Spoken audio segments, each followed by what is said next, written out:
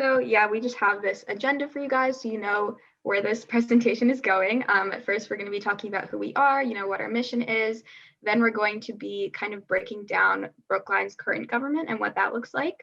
Then we'll be diving into a city government and, what are the benefits, what will change, most importantly, how you guys can get involved.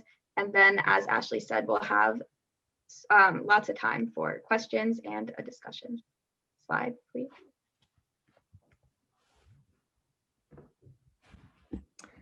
Awesome. So we just want to give you a brief rundown of who we are as an organization. We've introduced ourselves already, so you know who we are personally. A Better Brookline is a community-based grassroots organization. And our primary goal at this point is to get a question on the ballot. And that question will become clear throughout our presentation. But for now, it's important for you to know that we're targeting the May 2022 town election. So that's next spring. And although this process does not necessarily ensure that Brookline will become a city, we are very strongly advocating for a city government. And, regardless of if Brookline becomes a city or not, we think it's important to simply have this conversation and to engage community members on just what's going on in our local government. So now I'm going to touch on why we even started. So, in June 2020, we were watching the town meeting, and while watching town meeting, the structural flaws of our government were revealed to us. So I personally was contacting my town meeting members about something that was being discussed in June, and then I ended up corresponding with a former town meeting member from my precinct. And it was really her who pushed me to think more about the nuances of our municipal government, and as well as what types of different government might be more suitable for Brookline. So as you can imagine, that means city government. So after looking at what it really means to be a city, I did reach out to Sam and Ronnie. And then we looked more into it, decided to launch this initiative, and started reaching out to different community members, and realized that this is definitely something that many folks have been thinking about as well. And we ultimately garnered a bunch of community support. So building off of that broad base of support, Ashley put in the chat earlier that we're student-led, and that's true. We are led by young people, as you can probably tell. However, we have volunteers who range from high schoolers all the way up through retirees. And so we think one of our strengths is the broad range of perspectives that have contributed to this conversation so far. And we also think that indicates how diverse the group is of people who want to dive into this issue and are interested in really improving Brookline's government for everyone by becoming a city. You can flip the slide. So now we're going to be talking more about what Brookline looks like right now. Brookline has a population of approximately 60,000 people, and that does make us the largest town in Massachusetts. The first part of our government that we're going to be talking about is town meeting. So town meeting consists of 15 representatives from each of the 16 precincts in town, and those representatives are elected by the residents of that given precinct. There are total 248 members, because there are a few additional ones to those 15 per precinct. And these members are elected in staggered 3-year-long terms, such that each May election, 5 additional members are elected from each precinct. And as I'm sure many of you know, these meetings are open to the public. Yeah, so as Ronnie just mentioned, town meeting acts as our legislative branch, and I'm going to speak about the select board, which acts as our executive branch. So the select board consists of 5 members who are all elected for 3-year terms. In fact, 2 select board members' terms are up this May. So the select board is responsible for implementing town bylaws and regulations that are enacted by town meeting, and they also appoint the town administrator. And speaking of the town administrator, that is sort of the third piece of the government that we want to talk about today. Our current town administrator is Mel Kleckner. As Ashley mentioned, the town administrator is appointed by the select board. And their primary purpose in their role is to implement the policies which the select board adopts, as well as preparing the annual budget and the capital improvement plan. And last but not least, we have our boards and committees. So there are two types of committees: standing committees, which have 3-year-long terms, and ad hoc committees, which are formed for a specific task and are dissolved once that task is completed and a report is submitted to the select board. And candidates for these committees submit an application to the select board and may be invited for an interview. Slide. Great, so now we're gonna dive into what is a city. So in the US, a municipality needs to have at least 2,500 residents in order to be even eligible to become a city. So as you can imagine, Brookline evidently does surpass this threshold. And as Ronnie mentioned earlier, we are the largest town in Massachusetts. And as you can see from our little screen grab from Google here, city is just defined as a large town. And by that definition, well, Brookline would already be a city.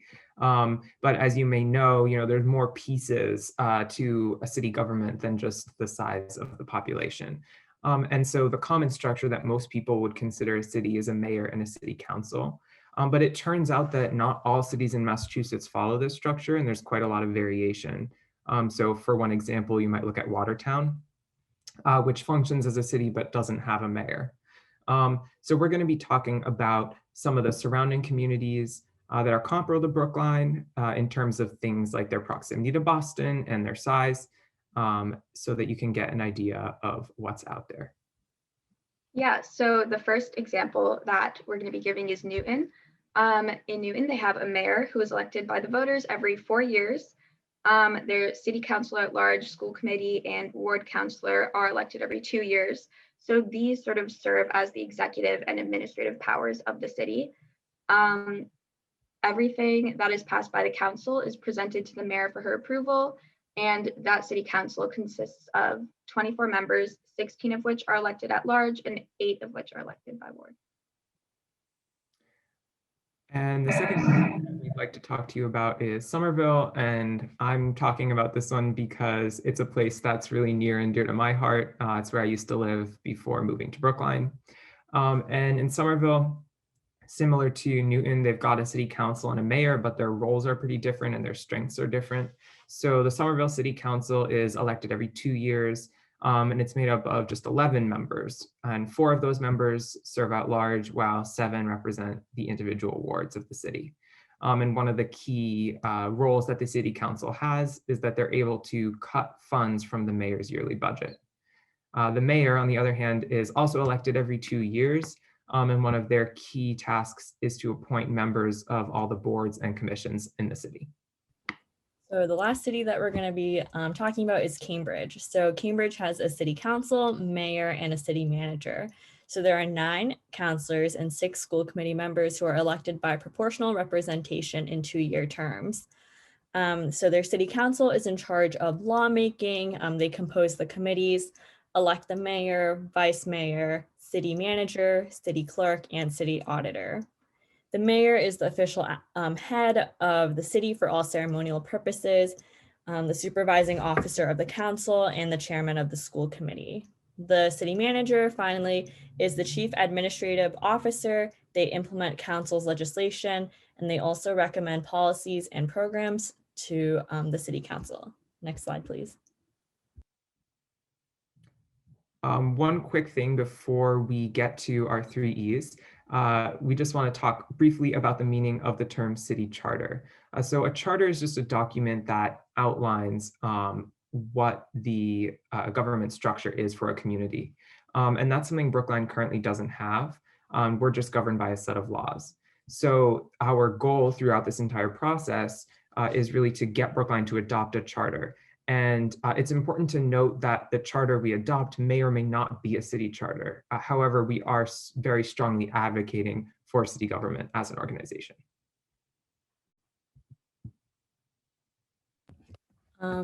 So now we're going to talk about why we believe a city would be more equitable, efficient, and effective for Brookline. That's what we like to call the 3 E's.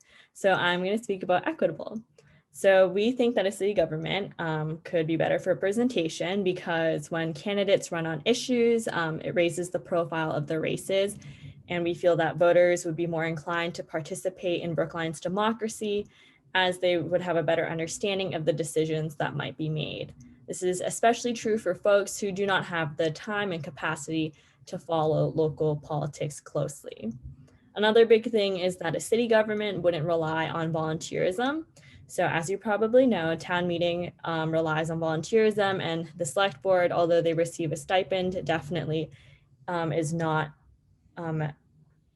as much as the amount of work that they put in for our community. So this means that only individuals who have the time and the resources to devote to our volunteer government really get their voices disproportionately heard, and thus those are the folks who are able to set the agenda in the town. Ultimately, town meeting and select board structure do not encompass the diversity of Brookline, which means that our current our current system doesn't reflect the values of those who are unable to keep up with the convoluted nature of our town government. And it ultimately isn't representative of the community, yes. So finally, a city just provides opportunities for communities who are traditionally overlooked to be heard. Right, so I'm going to be talking about the second of our 3 E's, efficiency. So with our almost 60,000 residents, as we've been saying, Brookline is the largest town in Massachusetts. So we believe that this form of government is simply just not designed for a community of our size. With a city government, one of the very major changes is that there are fewer decision makers. So right now, 248 town meeting members and no single executive can make decision making extremely laborious and not really conducive to the substantive progress that Brookline residents need. Without a single executive, such as a mayor or a city manager, our government has often failed to act quickly or respond effectively to crises, excuse me. And additionally, town meeting only meets up to 3 times a year. So it can be really hard for any transformative change to occur. And as you can see, our third and last E here is effective. And we like to break this one down into 2 pieces in terms of accountability and accessibility. So within accountability, we believe city government is able to hold its members more accountable. And that's largely due to the fact that there's less diffusion of responsibility, right? Fewer people being elected. And therefore, there's also less diffusion of accountability. You know who to hold accountable for the actions and decisions of your local government. On a related point, as we mentioned earlier, city government candidates are going to be more likely to run on issues because they're generating higher profile elections. And this allows representatives to better reflect the values of their constituents. You know, instead of voting for some person because they're your neighbor and you know them and they're a town meeting member, you're voting for people who really represent your values. Voters are also more likely to know who their elected officials are and where they stand, right? Name recognition, as well as their positions. And then lastly, a city council is better able to balance the principle of active community engagement, which is something we all value in Brookline, with the government's ability to get things done. And the last thing I'll mention here is that city government has the strong potential to increase voter turnout in local elections for all these reasons mentioned above. And you can flip the slide. So now we're going to talk about the process. As you can see, we broke it down into 4 simple steps. So the first thing that we're doing is trying to get on the ballot for May 2022. So the question would be, shall a commission be elected to frame a charter for the town of Brookline? So this question allows a group of voters to decide if a group of people should be elected to examine our government and to draft a charter. This question alone will not change Brookline's government. So as you can see, the first step is to obtain 7,000 signatures, as we are required to obtain 15% of registered voters' signatures on a petition to get this question on the ballot, and then elect a 9-member charter commission at the same time.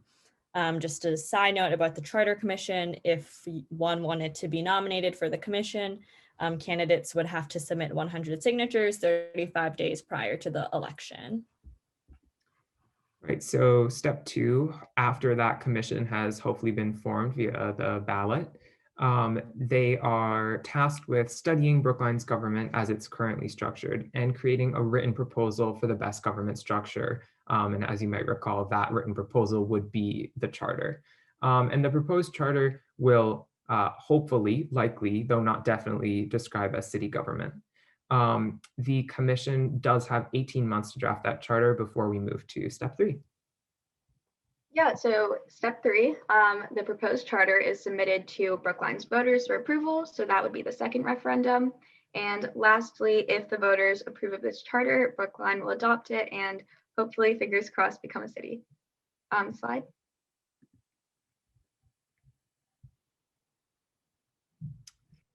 So here we just want to give you a brief view of what our organization has been doing in the Brookline community. So up in the top left here, you can see 2 headlines. These are from the tab in the patch where we've been featured, and you can see that on our website, which we'll get to in a minute. We also have endorsements, and our endorsements fall into different categories. We've been endorsed by some organizations in Brookline. As you can see here, Brookline for Racial Justice and Equity. And then we also have endorsements from individuals like Miriam Ashkenazi, who's a town meeting member from Precinct 13 and also running for Select Board. And on the right, you can see a picture of us tabling. So tabling has been one of our biggest signature collection efforts.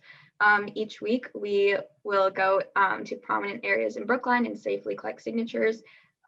We have not been doing so lately just because of the weather, but we will be doing it again in May. And we do usually announce where we'll be tabling that week on our website, which, like Sam said, we'll get to in a minute. There are also more endorsements and media pieces that can be found on that website. Next slide, please. Great. So as you can imagine, our biggest need right now is for folks to sign the petition. So we dedicated an entire slide to just that. So there are 2 methods to do so.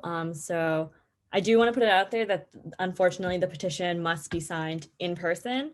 So we tried to make it easy. So you can contact us by finding a signing location on our website at betterbrookline.org. There's like a tab that's about the petition drive, and then on the website, there's a list of our volunteers and what precinct they live in. You can sign any volunteer's petition, but we just listed folks by precinct for convenience. The second method, which I feel like is even easier, is that we would contact you. So you could fill out this Google form. As you can see, the link is on this slide. It's also on our website, and it just asks you for some information about yourself, like kind of where you live, your name, whatnot, how we can contact you, and then we will pair you with a volunteer. So we'll ask one of our volunteers to reach out to you to make an arrangement such that you can safely sign the petition. Next slide. Awesome. So we just want to talk a little bit about what you can do if you've been inspired to help us or get more involved. So the first thing, as Ashley mentioned, is to sign our official charter adoption petition. And you can do that by the link that's listed on this slide, or by visiting our website. As Ashley mentioned, there's multiple ways to go about it. The second bullet point here is that we are able to accept donations. Our organization, I guess, in terms of where you can make checks out to, is Committee to Form a Better Brookline. But if you'd like more information on donations, you can get in contact with us. The next bullet point I'm super excited about. We would love for you to get involved and join our team, which you can do by filling out a form at that link. And we have volunteers who do a range of things, and we're always happy to work with you to incorporate your expertise and what you think you can bring to the table. We're also happy for you to host petition forms and gather signatures, even if you're not interested in helping us do anything else. So if you'd like to do that, you can also let us know. And finally, just spreading the word is always helpful because we just would love to get more name recognition across the town.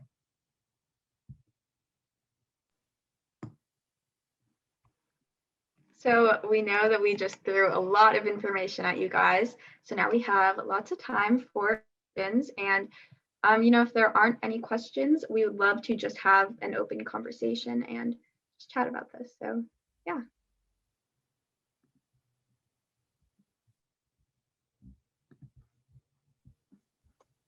I'll be happy to start if no one else. Can you hear me? Can you hear me? Yes. Yes. Thank you very, very much for your efforts. I really appreciate this. This should have been done a long time ago. I wanted to say several things. First of all, I think you should actually make this the city of Brookline petition personally. And when I talk to Brookline residents, when I talk about a better Brookline, they go, oh, whatever. When you talk about a city of Brookline, I think you get a lot more enthusiasm.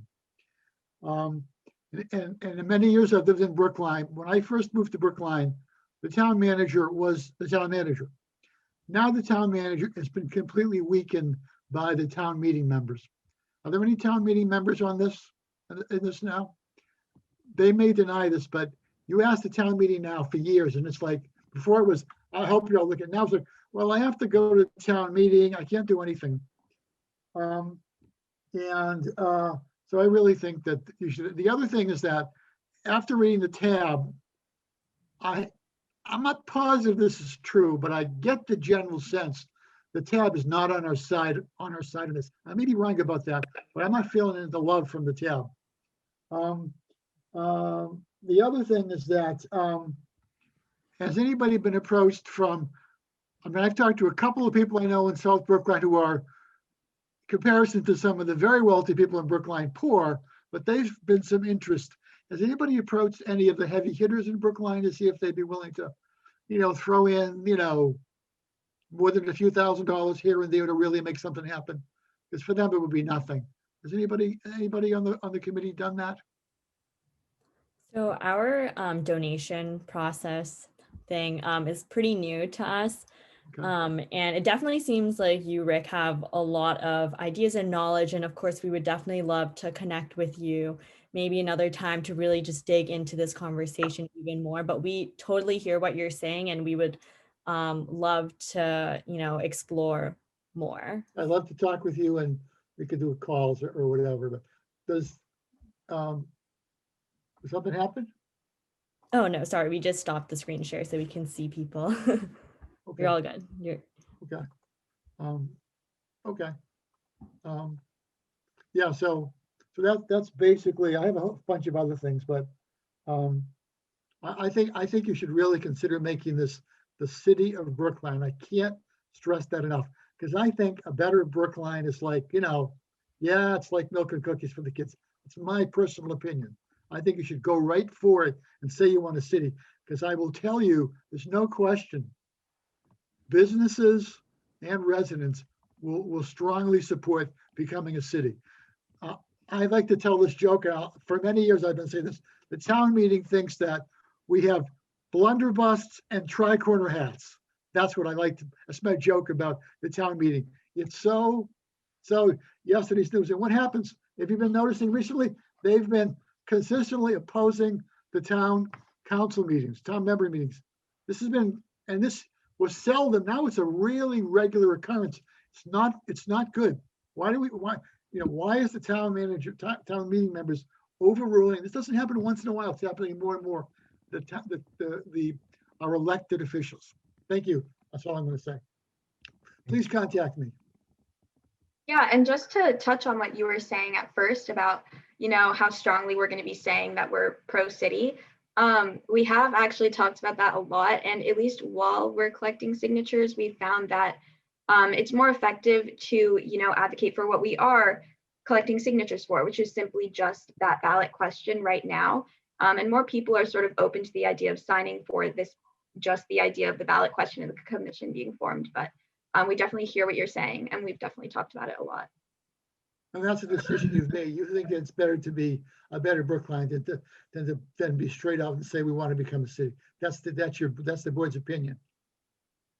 Yeah, we found that a lot of people in the town are quite resistant to the idea of change, and so when we bring up sort of our general plan here, and how signing our charter petition doesn't mean Brookline is going to change initially. It really means that we're going to take a critical look at the way we're doing things now and see how we can improve upon it, because that's what it is.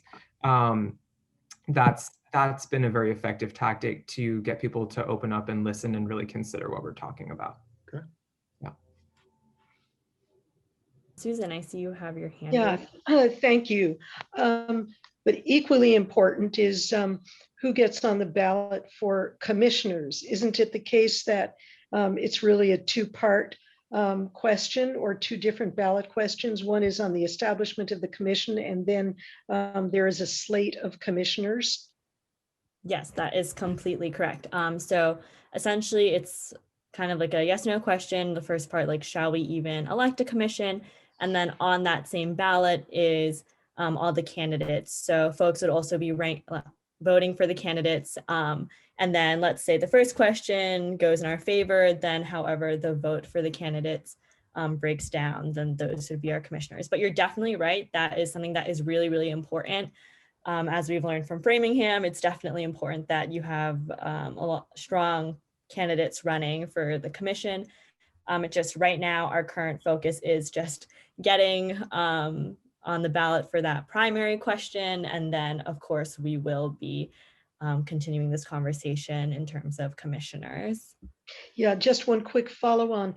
Isn't Neil Wyszynski, former select board chair, in favor of this effort? We know that Neil Wyszynski is in favor of city government. We have not heard that he specifically has endorsed a Better Brookline, but we know that he is supportive of us changing to a city government.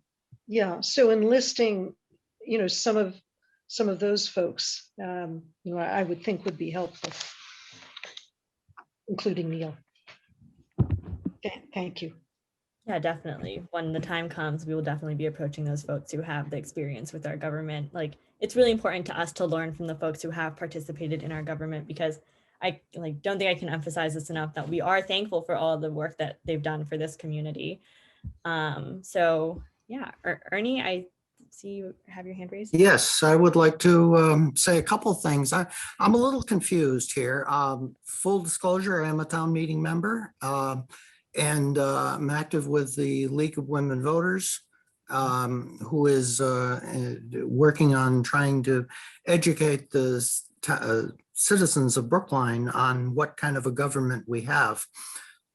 Series of programs that we're running there. But you mentioned that you saw the June 2020 town meeting, which was by Zoom, and that was the first one that we had by Zoom because of the pandemic. Did the people, did you all see all sessions of that town meeting? There were six, I believe there were 6 of them. And if you did, I'm wondering if you can explain better what you felt was, what was the word that was used? Convoluted or something like that? What was the problem? The reason I'm raising this is I recently listened to a League of Women Voters show or Zoom meeting where they had various towns in southern part of the, well, not too southern part of the state, that actually considered all the different, they had all worked, described their government and what was a problem with it. And many of them figured out that, hey, what they were doing was a problem in their management. They elected a lot of the town leaders that we have, like the DPW commissioner and the planning board and all these other miscellaneous commissions were elected by the government, by the citizens. And that can be a problem. We don't have that here in Brookline. And I just would like to better understand what is not working in Brookline. I mean, I guess I can jump in here with some things, and maybe Ronnie and Ashley, you can fill in from your own perspectives. I think one of the key things, which is something you actually said yourself, is that June 2020 town meeting was spread over 6 days. And so when you could think about a local government that really works for people, for which people can pay attention and be involved, it's not something that you need to spend a week's worth of evenings doing, because that's not feasible for a lot of people. You know, if you're a single parent, if you work 2 jobs, if you're a student, that's not something you can do. And so just that structure inherently in itself means that the people making decisions are those who have the time and energy to devote to it. Ronnie and Ashley, I don't know if you have things to add to that. Yeah, well, sort of just to add directly to what Sam was saying, you know, I know the last town meeting also lasted roughly 6 days. And like Sam was saying, so it's difficult for people to be a town meeting member for that reason, but it's even difficult to be actively watching it and engaged in it. So that can be a real fault to our current government right now. I would say that actually this Zoom version of town meeting, from my perspective, was a lot better than the previous ones, from the standpoint that you could watch it in your slippers if you wanted to, rather than trekking to the high school. Now, that isn't, you know, the high school experience is a lot better for a town meeting member, but you know, I mean, there are benefits to having the Zoom meeting. And I didn't hear an answer as to whether you saw all 6 meetings of that 2020 meeting or the last one. Can you tell me, can any of you tell me if you observed all 6 sessions of both? Well, no, because I don't personally have I didn't have the bandwidth to devote all 6 evenings to watch this town meeting, as, I mean, I personally am a full-time student. I also have like a job. So what didn't work?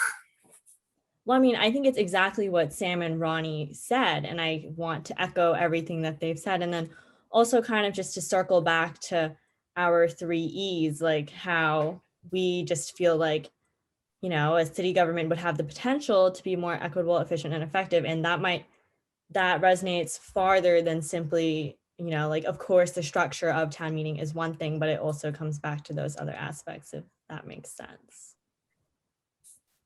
Yeah, sounds like Rick wants to talk.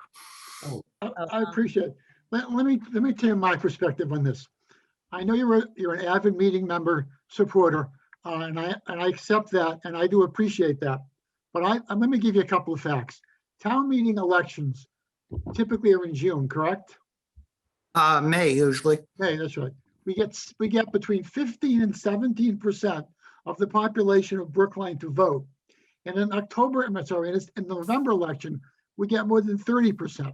So we're getting half the people voting that would. And I will guarantee you that those 17% are not representative of the entire population of Brookline.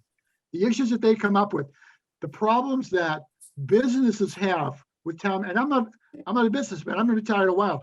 You walk up and down any street in Brookline, and they will say, town meeting members, it's like they're not very respectful of business, and they pay the bulk of our taxes. But that's the thing, 17% versus 30%. And I never watch a town meeting. I was at one years ago, and I just think it's nothing but, I don't think it makes sense. I think they take the same issue and they beat it to death. So I appreciate that you work this, and I know you believe it. I have a neighbor that's a big advocate of it. I understand this. And I think the reality is town meeting is going to fight this to the death, to the absolute death. I don't think so. I don't think so. Oh, no, I do. I hope I'm wrong. I hope I'm totally wrong about that. But I hope I'm totally wrong about it. And if I'm wrong, I will personally apologize to you, Ernie. You don't have to. Personally. But I really believe that, you know, it's like anything. When you have the power, you don't want to give it up. Town meeting is not representative. I'm telling you right now, no matter what they say, it's not. Half as many people vote in town meetings as in a regular election. That's a significant difference. And that 17, I mean, look at the issues that they raise. Look at the number of times that they overrule. Doesn't happen all the time, but it happens enough times to say, gee, why they, you know, we elected our select board, and this happens. And I repeat what I said, a very weak town administrator done by the town meeting members. Because when I first moved to Brookline, you'd call the town meeting, the town manager, he'd come to you, he'd come and talk to you. Now it's like, well, I can't do this because I have to discuss it with town meeting. I can't do that. So that's just, it's not representative. And That's not Brookline. The town manager, the town administrator is appointed by the Board of Selectmen. He doesn't go to town meeting to make any decisions. In fact, I think the way that the town administrator handled the requirements of the town during this last pandemic was admirable. Now, you can certainly disagree with that, but I think that he very much had a handle on it. He got the people appointed that needed to administer the controls. And, as a result, I think that the town administrator, who you seem to, I'm taking from this display here that the town administrator has no power, and I don't believe that that's true. He has a significant amount of power. He manages all of the departments because he supervised. They have regular meetings, and if you need to have a stop sign put up, or you want to have some change made in your neighborhood, you can go directly to our town leaders, DPW or health department or whoever you want to go to, and talk about it, and they'll listen to you. And I just want to jump right in and just make sure that other people have an opportunity to speak. It's of course, like at the end of this call, we'll be staying on for a little bit so we can continue this conversation in a smaller setting, or you can contact us offline. Of course, we want to involve everyone, but I just want to be mindful. And I see Carolyn has her hand raised. Hello. Town meeting member, that's good. Ashley. I'm also a town meeting member. And I'm very intrigued by this. Going back to the question that was raised of why this sort of what might be wrong with town meeting. I think there's probably lots of things that are terrific about town meeting. And again, I'm a town meeting member. To the point that the last two town meetings have been so long and so broad and encompass so many issues, I think that's connected to the fact that we are now, with Framingham having become a city, we are the largest town in the Commonwealth. And I think it's really worth questioning whether we're just too big to be efficiently and effectively and equitably managed by a town meeting when there are so many issues that it takes so long. I think that's kind of a clue. And there's definitely an access issue in terms of who can obviously dedicate that much time. I love the Zoom. I hope that participation through Zoom might continue. I know that's being looked at the state level. Jen and I worked on that a little bit in terms of the whole town. So yeah, I think there's so much, things get complex, and it's wonderful. I think there's sort of intuitively, it's easy to think that town meeting is super representative because there are lots of us. But I'm quite convinced that the notion that I think the co-chairs described early on, that higher profile elections for fewer people, where those candidates will need to really run on issues. I'm a town meeting member. Sometimes I have to run on issues. More often than not, town meeting member races are uncontested. And even if they are contested, they're so hyper local, and they don't tend to be issues based. You get the occasional email from constituents on issues. So I do think that even though it doesn't feel like as many people would be involved, I actually think more citizens, more voters are are likely to pay attention if we were electing fewer people less frequently. And I do think there's an inefficiency that we're seeing more and more in town meeting with these incredibly long meetings. Those are a couple of my perspectives as a town meeting member. Thanks, Carolyn. Jen, did you have a response to that? I wanted to echo that, and sorry, it's my photo, not my face. So Carolyn and I worked a little bit together on finding out opinions about how people experience the virtual town meeting. And it was fascinating in the data, and I think we got about a 60% response rate, to see how much more, the degree to which people were able to participate greater than they would have in an in-person meeting. That's sort of a sidebar, because we're not talking about how to make town meeting better. We're talking about how to become a city. But I just want to echo a couple of things Carolyn said, which, and actually the way the meeting started, which is, the more you learn about town meeting, the less you think it is a good system, even if you're in. I would say that's true even for some people who are in it. So the experience that you were describing, your first exposure to it and to the inefficiency of it, I think, we're a nice town, whatever, people perceive that things just sort of work, so they must be working well. And I think the biggest challenge we're going to face, and I'd love to hear your thoughts about this, and if I missed it, I'm sorry, I had to walk away for a couple minutes, is how we amplify the message in a really clear way that doesn't offend people who have dedicated a great amount of time to the town structure that exists, but recognizes that there's an opportunity to do something differently. And there is a great degree of loyalty in town meeting. If you look at the distribution of age and participation, it's skewed toward older people who have been there for a long time. And it's those people, actually, in the survey we did, the virtual survey, much more than people younger than 70. I think I did 20 to 40, 40 to 70, whatever my age breaks were. I know I wasn't in the youngest one. But the people who were oldest are actually the people who want to come back in person because they miss the community of it.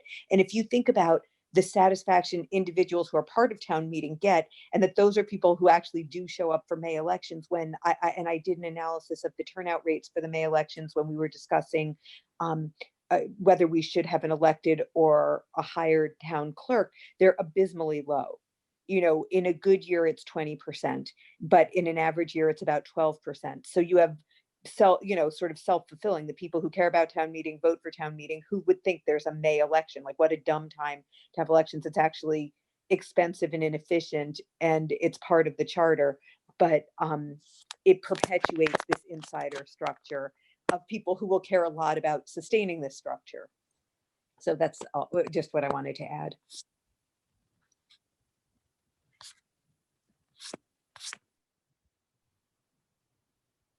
Looks like Colin has their hand raised. Hey everybody, I'm Colin. I live in Precinct 7 and I'm by Coolidge Corner, and I would love to hear a case made, certainly a stronger case. There's when my kids are learning how to write papers and stuff in middle school, and they're always talking about claims and evidence, and I have a hard time even explaining that to my kids and how to do it. But that's what I would love to help put together. The fact that we're large and that it might be more efficient and equitable is intuitively makes sense, but I'd love to understand and see some data, some evidence. Not just, I thought it was annoying that town meeting was long, right? City governments are annoying too.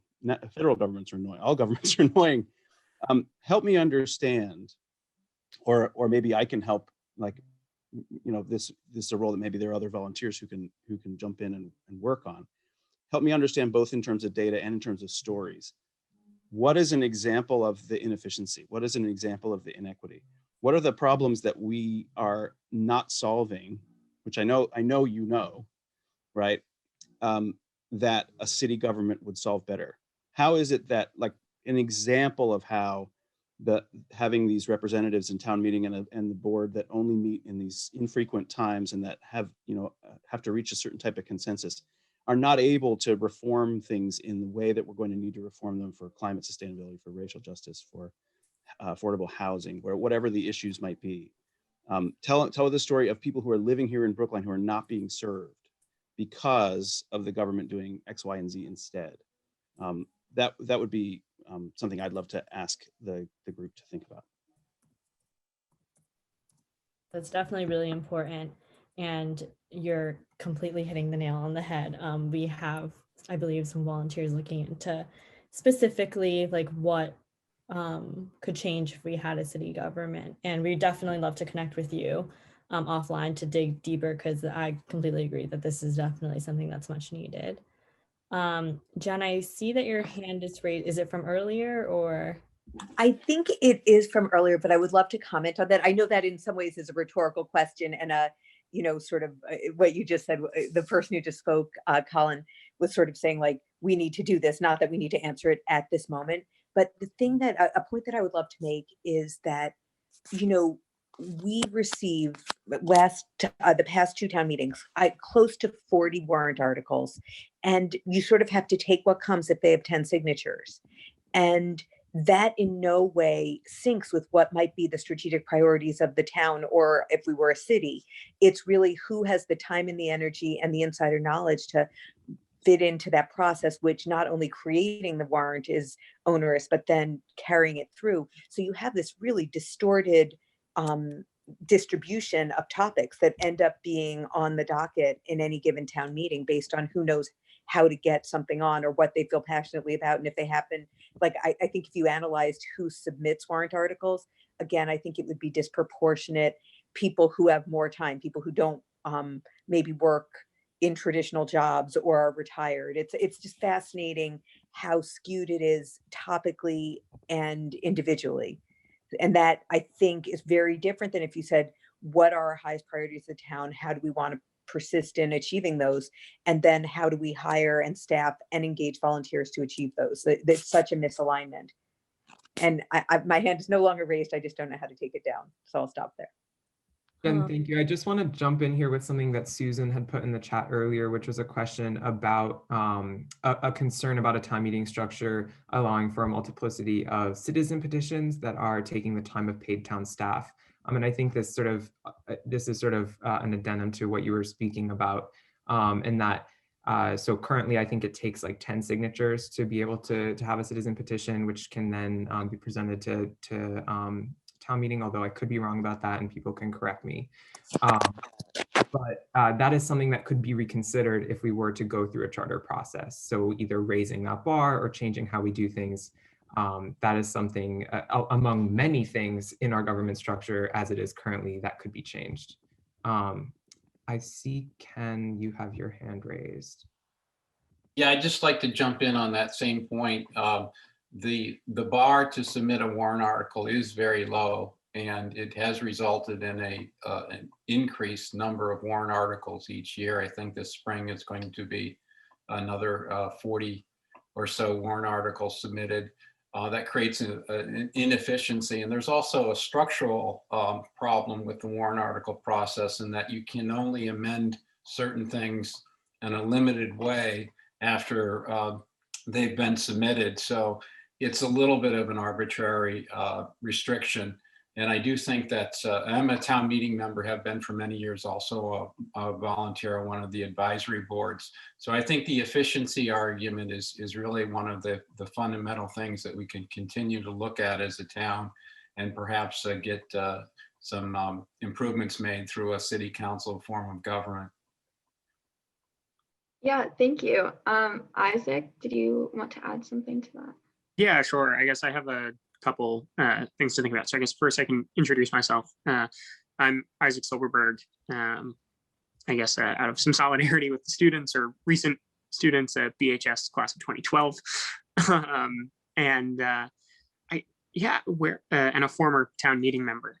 So one example for folks on the call of ways that changes to town government can be more inclusive.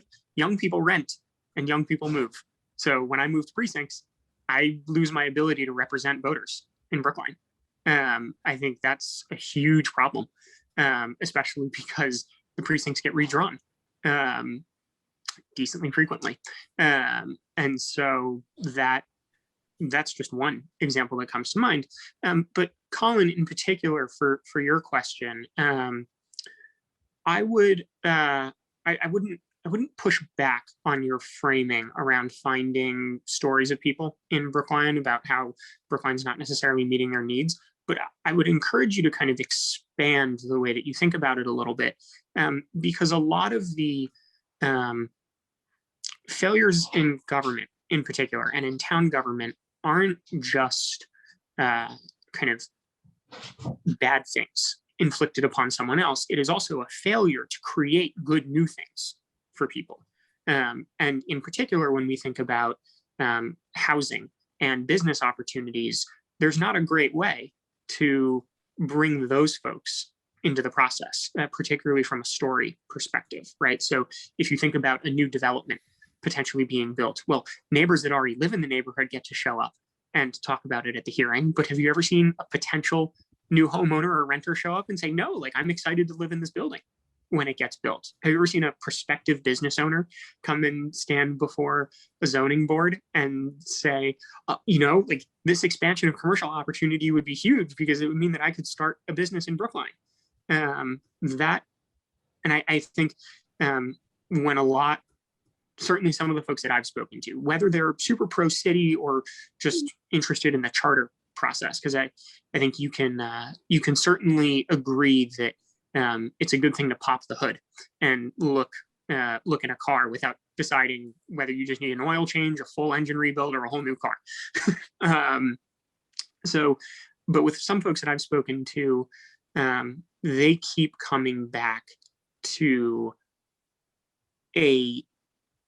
they feel that there has been a failure to fulfill our potential as a community in many ways, whether that's along the cost of housing, whether that's along specifically kind of racial equity lines, which permeates a whole range of things that we do as a community, to how our schools and children are kind of being looked after and have resources.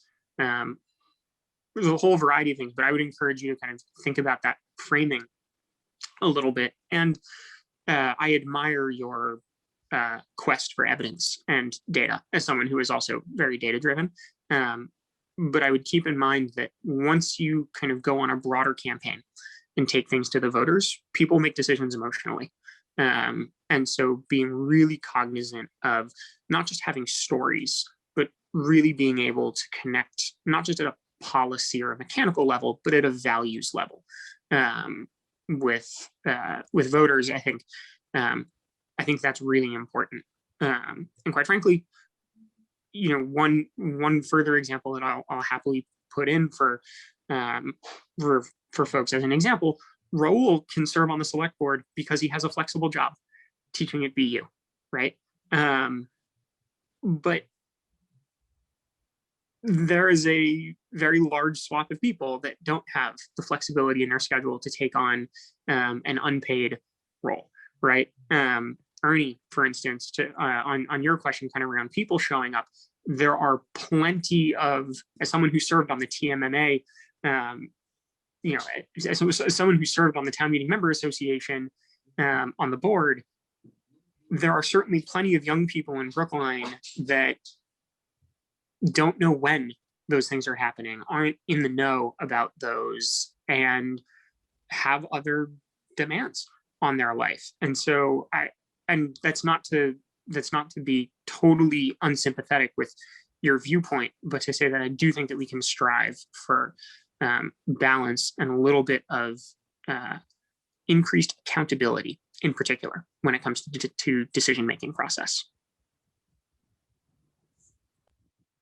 Thanks, Isaac.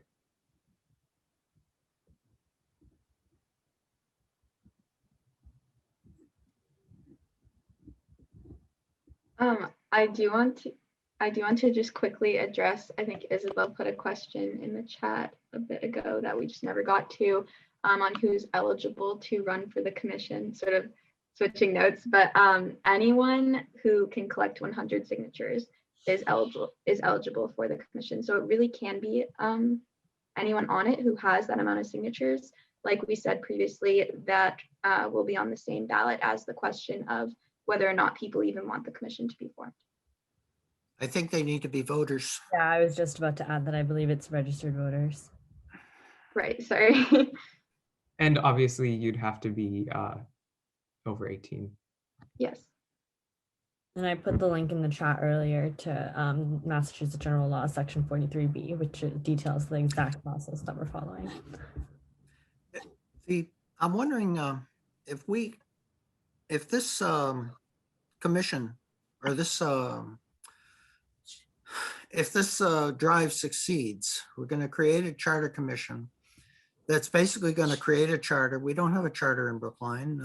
Many towns do, but that charter is going to define a structure, and it's going to define responsibilities of all of the offices that are being proposed. It's not to become a city. It's to decide what Brookline would like to do. Now, it doesn't need to be a recommendation to be a city.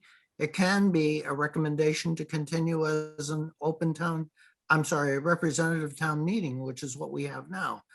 Now, there may be restructures on, we may decide that we want the powers of the select board to be reduced, or to elevate the power or responsibility of the town administrator if we wanted to.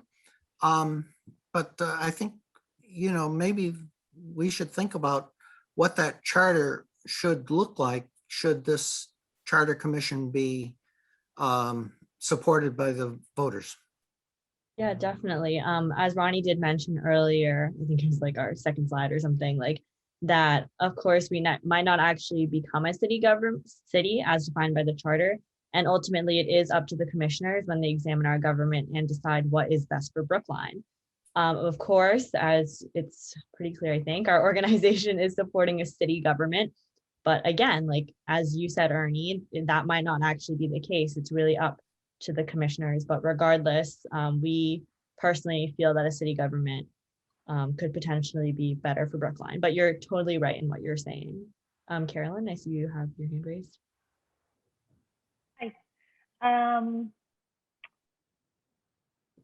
This is not really correction, but you probably didn't hear yourself sort of leave out that, and I think everyone probably knows this, but so there would be a commission, they would write a charter, and then that would go to the voters. So actually the commission would not be deciding.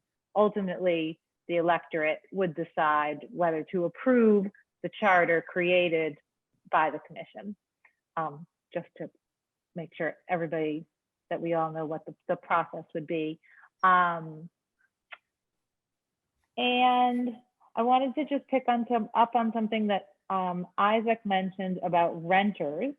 Jen probably knows this from a data perspective, but I think that renters are woefully underrepresented in town meeting. I know that they are. In my precinct, we recently were very happy to recruit a renter. She was able to participate in June. She's a single mother. She was able to participate by Zoom. Hopefully she'll be able to participate again in person. But I think that's just a good sort of way of thinking about, again, sort of the representative chain. So the people literally making decisions in Brookline, very few of them are renters, and housing is a huge issue. And I mean, it's just all of it. It's a perspective issue. And also going back to, I think Isaac mentioned housing, and somebody else talked about what I would call vision. I think in the current form of our government, I don't get the sense that there's sort of like a person or even persons with a vision. for what we're going to be, what we're going to value, what we're going to work on. And I think that that's a source of really continual frustration for citizens. Oh, sorry, my family is walking in the door right now. Hi. So I like the idea of, you know, a smaller leadership group or a mayor who has a vision. And I think that housing is a really important example of where that might come into play. There's been some conversation among town meeting members and in town recently about housing, led by someone who's a housing expert, Linda Olson-Kelke. And the example that she has brought to Brookline for a really well functioning housing plan happens to be from the city of Somerville. Whether or not that's exactly because they're a city, I don't know, but just saying. Thanks, Carolyn. Jen? And sorry, I can't help myself. I think those of us who've been thinking about what doesn't work in town meeting for a long time have a lot to share. Carolyn and I are among those. But one thing I really want to point out about existing town meeting members is the mechanisms for really being representative of our constituents are very limited. Very few of the town meeting members or even precincts have listservs or any kind of direct communication with people who live in our neighborhoods, so that the way town meeting members are voting are really their own opinions, as if they had some formula, you know, format or platform that voters were voting on, knowing what their positions and values were on key issues, which doesn't exist in many ways at all. The League of Women Voters, to their credit, puts out a guide where people will say what they think, but the turnout is so low. And if you try to sort of correlate what, you know, sort of grand statements people make in that sort of, I think it's 100 words, it's ridiculously small statement platform. It really seems time and again that there's really no direct relationship between hearing from our own constituents and representing them. And I think that's really problematic. And I would add that there are even town meeting members, and maybe this is gonna sound ageist, but who don't have email. And it's a little hard to imagine how people are accessing them, how constituents are accessing them in the absence of email. Or in fact, how they're getting sufficient information to be making decisions about legislation. So that, you know, what it means to be a representative is rather skewed in the town. At one time, town meetings were one-to-one direct democracy, which must have been crazy in its own way. But this is, I would say, a false representative democracy in many ways. And I bring this up including because the connectedness with people who rent in town, which is a substantial number, you know, substantial portion of the town, is very weak. And the insularity of people who have long been on town meeting, separate from people who are new to town, is marked. It's very clear. I think you're absolutely right about that. And, you know, it's true that there are still small towns across New England that use town meeting, and including, you know, direct democracy, as you're mentioning, like one for one, every person that lives in that town can go to town meeting. You know, that's not what we have in Brookline. We're clearly on the extreme upper end in terms of size of the community that uses this model. So yeah, it's a really good point. Ashley or Ronnie, did you have anything to add, or should we move on? I think Rick actually raised his hand. I think he. Isaac, Yeah. I'm not sure if Isaac. Oh, sorry. I just want to, I really like the points that Isaac, Colin, Carolyn, particularly Jen raised. I think that the reason I said before that it's not representative is I really think that the town meeting members are voting their own opinions. And the second point I wanted to make is that a six night meeting shows that we're into the minutia, but we're not looking at the big picture. I mean, I worked for a company for years that when meetings are too long, make them half as long and get more things done. So I just think that, you know, there's a lot of trashing around. There's a lot of angst. And I do, the meeting members, they work hard, you know, God bless them, I'm not complaining about them. I certainly didn't mean to trash the town administrator who I've known and liked, and all the various, you know, department heads I've worked with for years, nice people. That's not the issue. But I really think that we're going into minutia and we're not looking at the big picture. And that's why I think Brookline gets these surprises every once in a while. And it's like, well, gee, what happened? So I really think we need to be a more representative. And I really think, I mean, Framingham, after they became to a city, what happened a year later? There were problems, but the residents were much happier being a city than being a town. So I'll let somebody else talk. Thank you.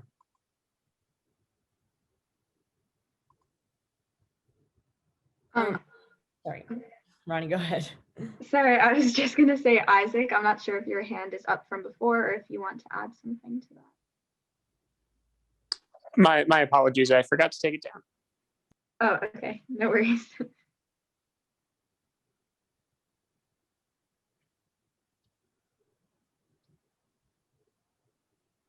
Have other issues they want to raise. We also don't mean to keep you all here, so we appreciate all of you for taking the time. It looks like Jen has her hand raised. So it's a vestige, but I will say, given that we're about to end, what do you all see as next steps? How do you want to engage this group? How do you want to amplify? And I'll take my hand down now so it's not confusing. Sorry about that. No, that's a really great question and definitely a good closer. So I think our biggest thing is definitely getting signatures, and then, you know, like whether that be you signing or, as Sam mentioned earlier, folks hosting petition forms, because we're not aiming until May 2022. Like the deadline technically isn't until January 2022. However, we are trying to turn in the signatures sooner rather than later, and we are aiming for this summer. So the biggest thing would be, I don't know, possibly joining as a volunteer. You know, for example, Colin, maybe you want to talk more about the, you know, the comment that you made earlier about the data and the stories. That's definitely something we'd love to connect with. But yes, that, and then signature collection. And just to clarify, I think that this was said before, but I just want to emphasize that you don't actually have to be a volunteer to collect signatures. You can still, you know, just collect them on your own. And if you do want to be a volunteer, there's a lot of flexibility in how involved you can be, obviously with the minimum being signature collections.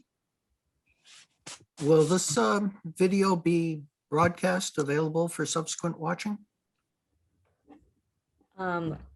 We have yet to decide what we're going to do about this. Likely we might like edit it just to make it Sure. accessible to folks in terms of length, so we're not making people sit around for 75 minutes, but that is the plan. It'd be visible through Big?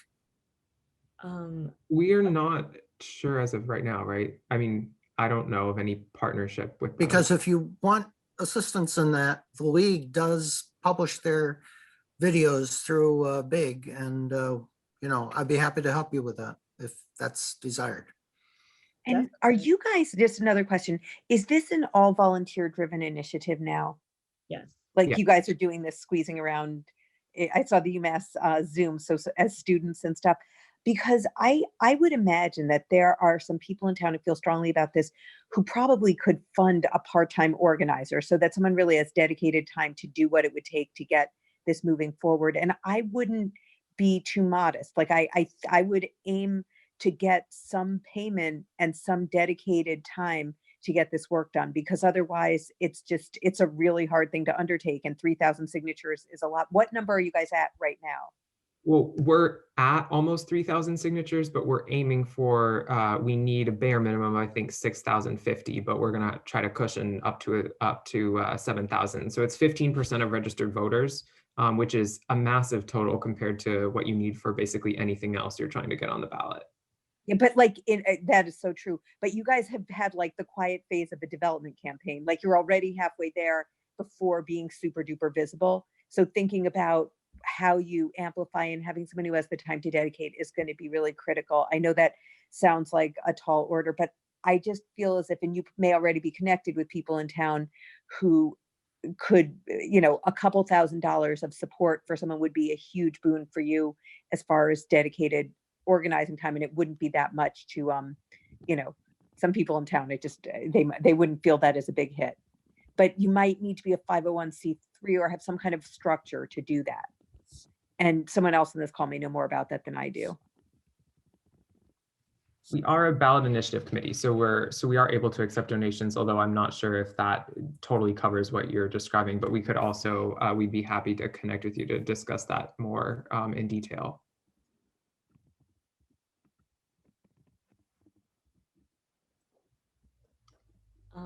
The town attorney should be willing to help you with this. You are residents of Brookline, and they should be willing to help you with this. Even though they don't like to, they would.